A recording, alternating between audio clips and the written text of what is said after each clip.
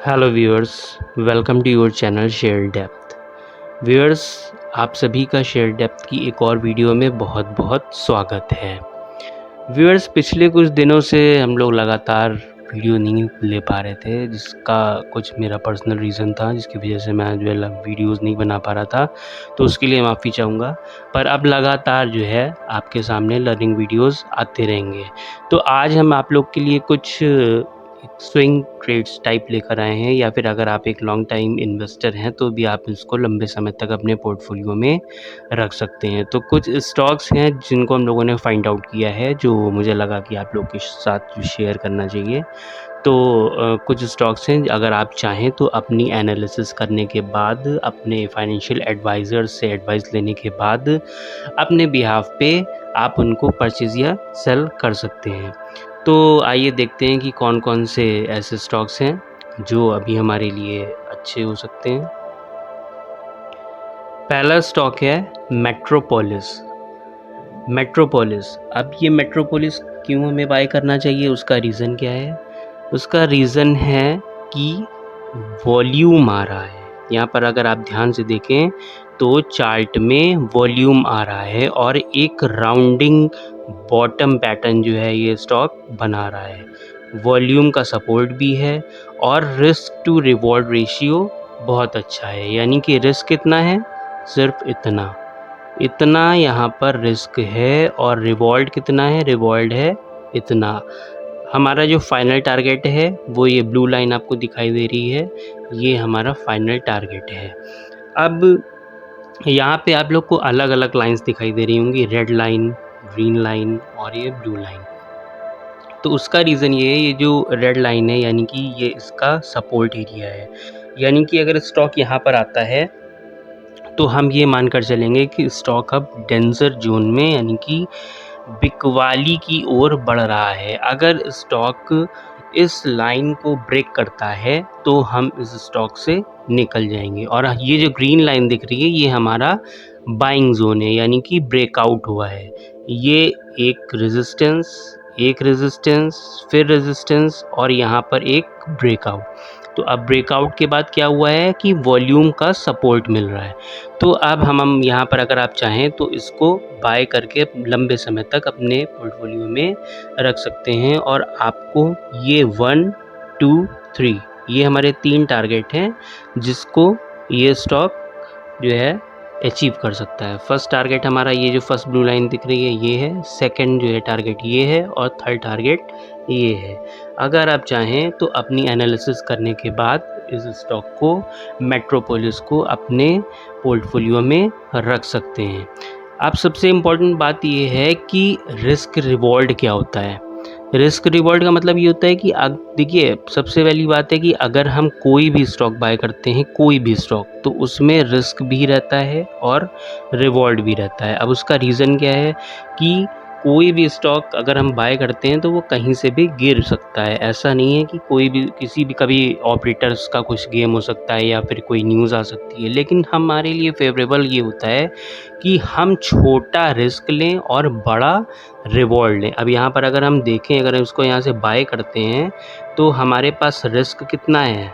हमारे पास रिस्क है इतना, ठीक है, समथिंग इतना, 38% का हमारे पास रिस्क है। लेकिन अगर हम रिवॉर्ड की बात करें तो यहाँ से अगर हम इसको बाय करते हैं और रिवॉर्ड है हमारे पास कितना, समथिंग 50, या फिर और अगर ऊपर जाता है तो 60% का। यानी कि जस्ट डबल हमारे पास क्या है, रिवॉर्ड की प्रोबेबिलिटी है।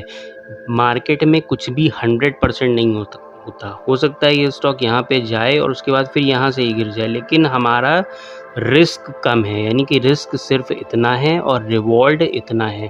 तो यहाँ पर हम क्या करेंगे, हम इस स्टॉक को अगर चाहें तो बाय कर सकते हैं।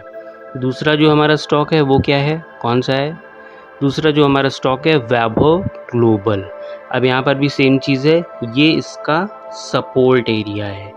यानी कि ये वैभव ग्लोबल का सपोर्ट है, ये फर्स्ट सपोर्ट है, अभी ये के पास है इसको भी ब्रेक कर रहा है और ये इसका फाइनल सपोर्ट है। अगर ये स्टॉक इस सपोर्ट को ब्रेक करता है, इसके आसपास को से जाकर जो है ये इसके नीचे जाता है, तो फिर हम क्या करेंगे, इस स्टॉक से निकल जाएंगे। याद रखिए कि किसी भी स्टॉक का कोई एक फाइनल या एग्जैक्ट प्राइस नहीं होता कि अगर मान लीजिए मैंने यहाँ पर ये सपोर्ट लाइन लगाई हुई है तो एग्जैक्ट यहीं से स्टॉक नहीं घूम जाएगा। हो सकता है वो कुछ नीचे आए, थोड़ा बहुत 1-2.5 4.5 पॉइंट जो है ऊपर नीचे हो सकता है।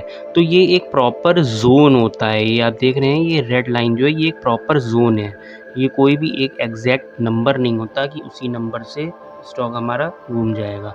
तो अगर आप चाहें तो ये वैभव ग्लोबल को अपनी एनालिसिस करने के बाद अपने स्टॉक में यानी कि पोर्टफोलियो में रख सकते हैं। अब इसमें देखते हैं, यहाँ से अगर इसको बाय करते हैं तो इसमें हमारा रिस्क कितना है, रिस्क है हमारा समथिंग 23% का।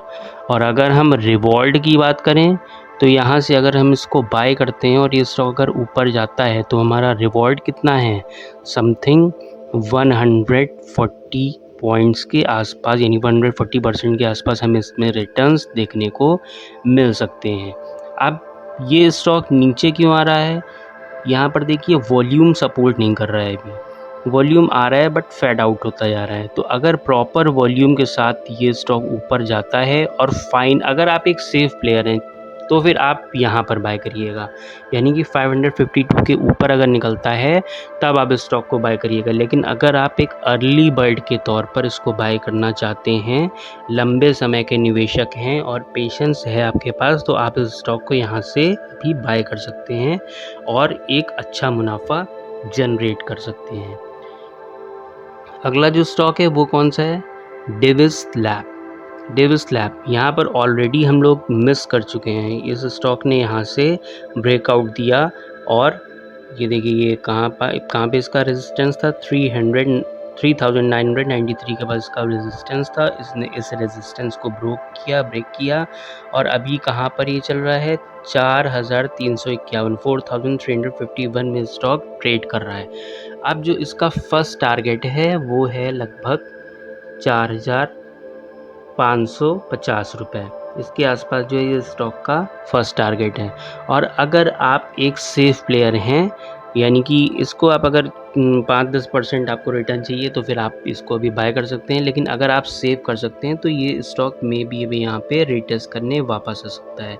तो अगर ये देखिए ये एक रेजिस्टेंस है, ये रेजिस्टेंस पड़ा हुआ है, तो इसी तरह से ये यहाँ से क्या करेगा, ये स्टॉक अभी एक रेजिस्टेंस लेगा, यानी कि यहाँ से इसने ब्रेकआउट दिया, ये कहाँ जाएगा, ये ऊपर जाएगा और उसके बाद यहाँ पर वापस रीटेस्ट करने आएगा। और जब ये रीटेस्ट कर लेगा तो फिर उसके बाद जो हमारा फाइनल टारगेट है इस स्टॉक में वो कौन सा है, जो फाइनल टारगेट है वो है 5243 रुपये का। तो अगर आप एक लंबे समय के निवेशक हैं तो इसको डेविस लैब को अपनी एनालिसिस करने के बाद, अपने फाइनेंशियल एडवाइज़र से एडवाइस लेने के बाद आप इस स्टॉक को अपने पोर्टफोलियो में रख सकते हैं। अगला जो हमारा स्टॉक है वो कौन सा है, गुजरात गैस लिमिटेड। अब यहाँ पर भी वही है कि ये इस स्टॉक का सपोर्ट है, ये इस स्टॉक का सपोर्ट था जो यहाँ पर देखिए इसने ब्रेकआउट दिया और ब्रेकआउट करने के बाद इसने ये जो टारगेट था इसको अचीव किया। अब ये क्या करने आ रहा है, ये वापस रीटेस्ट करने आ रहा है। अगर आप एक लंबे टाइम के निवेशक हैं, लंबे समय तक इस स्टॉक को अपने पोर्टफोलियो में रखना चाहते हैं तो इसको आप यहाँ पर भी बाय कर सकते हैं।